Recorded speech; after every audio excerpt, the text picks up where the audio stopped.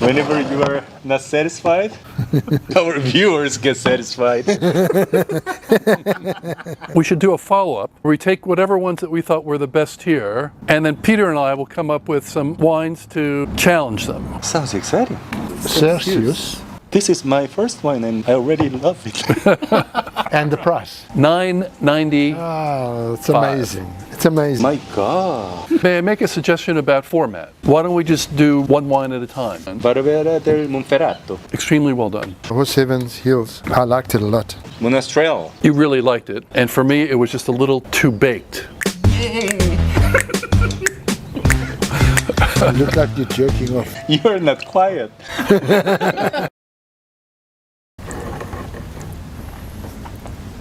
Okay, who's up? Me. So it's deep purple and on the nose it was very green, unpleasantly green, but in the mouth nicely green. Sweet entry, and I smelled a lot of blackcurrant.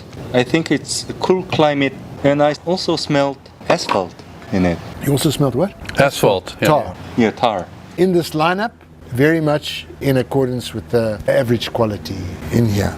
Same with me. Something I could drink, not one of the best ones that we've had today. Number 11. Malbec. Cruz Alta.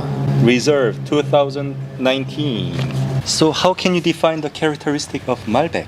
Somewhere in between Cabernet Sauvignon and Syrah. And you did say cassis, Yeah. though you also said asphalt on this one? Yeah.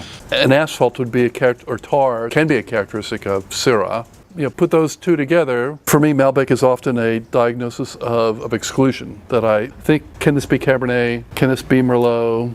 Can this be Syrah? And then it dawns on me, no, it's Malbec. I don't find it particularly typical, but it's nice enough wine. $12.99. I'm getting out of shape. I'm tired. Of course. It's been already 2 hours. Because of this fucking dumb format. Peter never complains. Peter, what did you say? You called yourself a dumb doormat? Who's up? Peter. Okay, opaque, deep ruby. I mean, if you look at that color, you've got to presume it's a low pH wine. You call this a mega purple, right? It's mega purple. Yeah, it's very, very purple. It doesn't have to be mega purple, but somehow or other they got that color. Lots of oak here. There's a sort of broad, toasty richness to this level of oak. Smooth entry. It's got a lot of palate authority and minerality. I think it's a good one. I really like it. I did a very similar dance to you. There's berry type flavors. I smell really like a bomb of fruit, full nose of fruit, red fruit. And whenever... What kind of fruit? Red. Red fruits. Okay. Rot. Rot fruit. Yeah.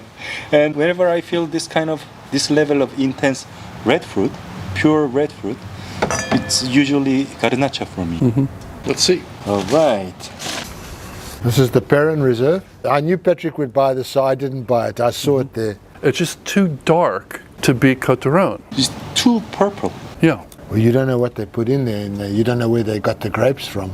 There's got to be a way that they can get it down to be this good at this price. And the price, it's $7.99. $7.99. And we all like the wine. Oh no, Yeah. The wine's lovely. It's a very, very good value. Very good value. Yeah, for $7.99. Great. This is one of my go-to wines. Yeah, no.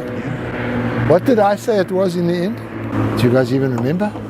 You were watching the airplane. No, I love the airplanes. And the only thing I think you were off on that wine, Peter, I didn't get any significant oak on it. Obviously, I'm wrong on that because I doubt they would use oak on Yeah. this. It's not the kind of one they would use oak on. Or they might throw chips in. A few times I found oak on Côte d'Aron. But you're right, the rule of thumb, unoaked. I'm just thinking of the wine and the region is unlikely. You know, it's interesting, hearkening back to what you were saying, sometimes it's harder when you know what wines you brought. Yeah. So I knew that my wine hadn't been picked yet, so I knew it was one of the last two. And so I tasted that wine, I thought, that's the Côte d'Aron, but I was concerned about the color. I thought, yeah. And so then I tasted the next one, saying, which of these is Côte d'Aron? And the last one is lighter in color, but I found that to be Côte d'Aron. So we often are trapped in a self-trap, right? Right. Yeah. The worst traps are the ones that we set for ourselves. Who's bringing us home? Well, it makes sense to me, logically, that this is a wine I brought because it's not in the lineup. And yet, I can't get there. So I'll let you guys do this. All right, Patrick. Yeah, medium ruby red. I didn't get much on the nose. It's a muted berry aromatics, spicy berry. I thought there was some garrigue here. Garrigue. Yeah, Garrigue. garrigue. Garrigue. Garrigue. And I was doing Garnacha. Tried going around to other parts of France. It's not a Cru Beaujolais. It's not a French Malbec. That's as far as I got. In terms of quality, Good quality.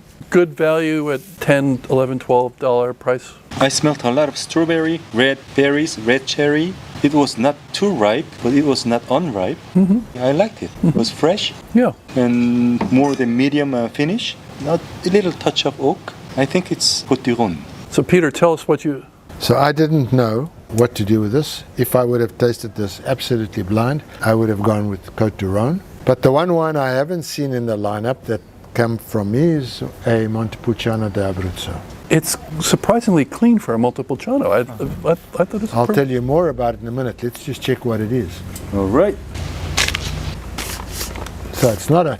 You obviously didn't use my Montepulciano d'Abruzzo. I'm not sure. I'm gonna check it. You didn't use it, yeah. Because that's where I went with it. I went with Côte du Rhône. I just couldn't get to my Montepulciano. Igigal Côte du Rhône 2016. So what's interesting from this lineup that we have, when looking for value wines up to $13 range, Côte du Rhône and Spanish Garnacha are prominent in that picture. What was the price on the Côte du Rhône? 13. 13. Yeah, At $13, I mean at that price, absolutely. I wonder what happened to my bottle of wine. I believe you didn't bring the bottle with you. Let me check. Your wife cheated us. It was all part of that plan. Probably she's drinking it now, right now. Oh, this is so delicious. That's why she took so long. She tasted every one of the wines. Maybe she tasted and didn't like it. That's possible. The Montepulcianos I find to be a bit earthier than this last wine. I knew I wasn't drinking Montepulciano, that's what I said.